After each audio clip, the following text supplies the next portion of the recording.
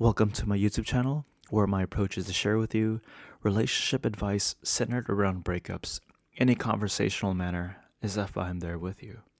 Relationships, especially the time following a breakup, is one of the worst things we can go through in life, but it doesn't have to be. I'm here to guide you through it, and you're not alone. The pursuit of validation. I believe that this is the very reason why many of us want a relationship, seek a relationship, and yearn for a relationship. It is in some way, shape, or form tied to validation, whether it is of ourselves, our existence, love, purpose, procreation, or whatever it may be. At the very core, it's simply just that, validation. Now, relationships are challenging. It really is. I tend to see romantic relationships in three criterias. The first one is the challenge of finding a partner. The early stages of attraction, dating, and feeling each other out. The second challenge is maintaining a healthy relationship. And that's the pitfall that many of us fall, especially in a long-term relationship. We get complacent. We stop courting one another. We stop trying. And ultimately, the third that not a lot of people think about is that it is very difficult to find an actually good and compatible partner. Although each of these larger criteria has its own set of challenges, today I'm going to be focusing on everything as a whole. So I'll be a bit vague here and hope it's over-encompassing and that it highlights everything as a whole. I also want you to find it within you to learn to self-validate as opposed to finding someone else to validate you. And I get it. It's a lot easier to have someone else validate you, and it feels great.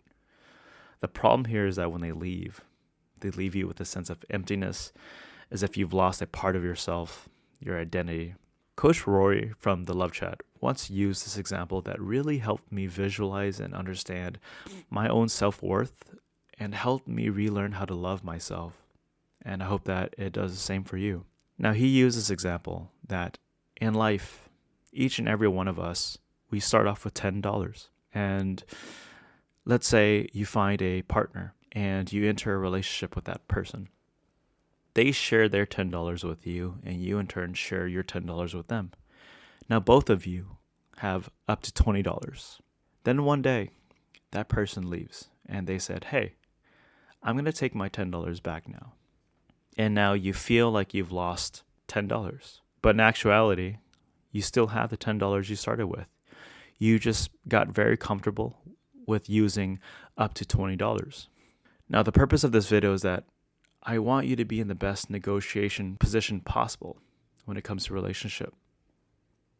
Instead of settling with someone who may not be good for you due to your fear of being alone, or that you find it very difficult to find someone who's compatible with you, this type of scarcity mindset, I want you to feel confident in yourself and what you offer and who you are as a person.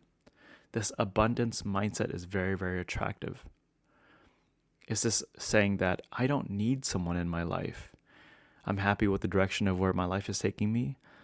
And although I want a partner, I don't need one. That comes off, again, very, very attractive. And I believe the reason we feel incomplete without a partner is due largely in part to social media and cinema, especially Disney. They feed us this idea of the one or our other half. I used to believe this, but it's flawed.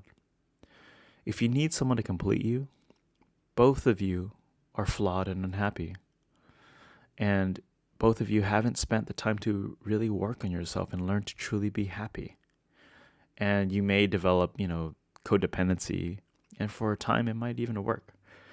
But the issue here is that, again, you both haven't fully worked on yourself, and the problems, they may arise within the relationship. And when one person leaves, you or both of you may feel empty and incomplete again.